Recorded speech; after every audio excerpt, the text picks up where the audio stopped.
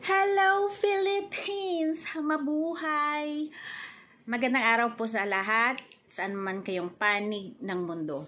Guys, napanood ko po kasing interview ito ni Christian Esguerra kay Mayor Magalong ng Baguio City. Siya po ang leader ng Mayor for Good Governance. So tingin ko kung magsama-sama lahat ng mayor na maging pro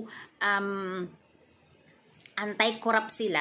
So, siguro, makakalesen ito ng pabigat sa ating mga tao when it comes lalo na sa korupsyon.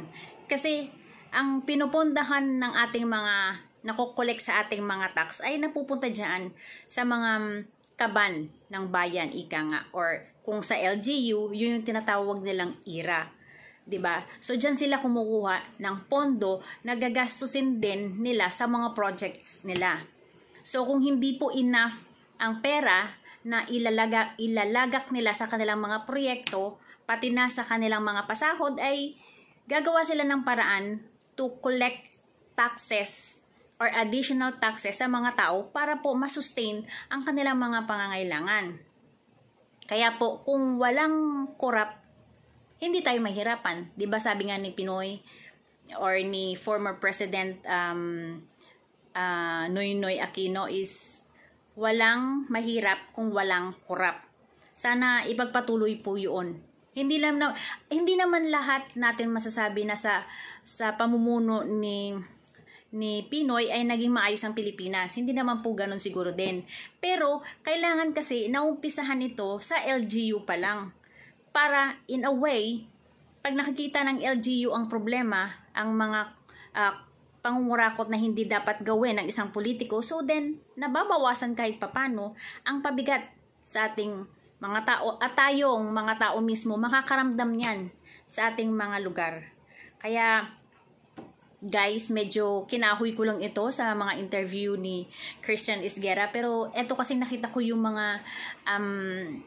mga salita or mga sagot na talagang totoo po yun na patama talaga sa mga korap na mga mayor or governor, kung ano man yan dyan sila. Kaya sila nandyan sa politika kasi is more of mas malakas silang kumita when it comes to SOP and mga pa-project nila na nagkakaroon sila ng mga porsyento. Kaya guys, let's all watch itong interview ni Mayor Magalong with Christian Esguerra. Ipaliwanag ang issue ng korupsyon sa mga ordinaryong Pilipino. Siya ang leader ng grupong Mayors for Good Governance. Common knowledge na yung tinatawag na kickback o SOP ng maraming politiko sa mga projects ng gobyerno. Halimbawa, kaya nga yan nangyayari ngayon kita mo, politiko ka na, may porsyento ka na, ikaw pa yung contractor. Yung iba naman, sa sobrang kaswapangan, sila pa yung supplier. Sa kanila na lahat. Kaya nga may biro ko minsan, wala nang SOP. Kasi sila na yung contractors, wala nang SOP. Wala na yung supplier. Kaya tingnan mo yung mga profile ngayon ng mga politiko ngayon. Ang dami-dami dyan, contractor na, supplier pa. Sa pag-aaral ni Magalong, nasa 25 to 40% daw ng halaga ng proyekto ang napupunta sa bulsa ng korap na politiko o average of 30%. Kunwari kung 100 million pesos ang halaga ng proyekto, 30 million ang kay mayor, congressman o governor. Tapos may kickback din daw yung mga taga-Bids and Awards Committee sa ka-implementing agency. Suma total nasa 45% na lang daw ng pondo ang napupunta para sa mismong proyekto. Ngayon, sino yung napeperwisyo? Syempre, ordinaryong Pilipino na gumagamit ng kalsada. Kunwari, nagde-deliver ka ng gulay sa palengke, mas mapapatagal yung biyahe mo dahil sa lubak.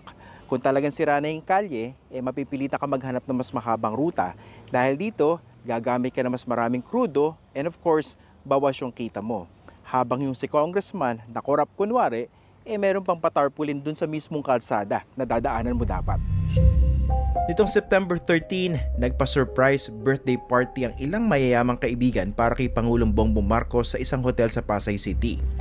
Ang highlight, private performance ng bandang Duran Duran. Strictly private daw yung party kaya limitado ang detalyeng lumabas sa publiko. May mga report na nasa 28 to 49 million pesos daw ang booking fee para mag-perform ang Duran Duran sa isang private party. Inamin na Malacanang na nagkaroon nga ng ganong party pero wala naman daw ginastos ni isang sentimo ang gobyerno. Iniiwasan kasi yung tinatawag na conflict of interest. Isipin nyo to. Sa tingin nyo, sobrang bait lang ba ng mga kaibigan para magpa-party pero walang inaasahang pabor sa hinaharap? Ganon? Alam nyo ba, may malaking corruption scandal ngayon sa Singapore. Yung dating transport minister nila nasasakdal dahil tumanggap ng mga regalo na may kabuuang halaga ng $306,000. Sa pera natin, mga 17 million pesos. Kasama sa mga regalong tinanggap yung tickets para sa musicals, ticket para sa English Premier League, flight tickets, bote ng alak, saka bisikleta.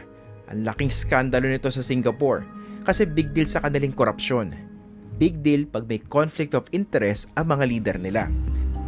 Imagine kung Singapore tayo at tumanggap si BBM ng pa-private concert mula sa ilang kaibigan. Diba?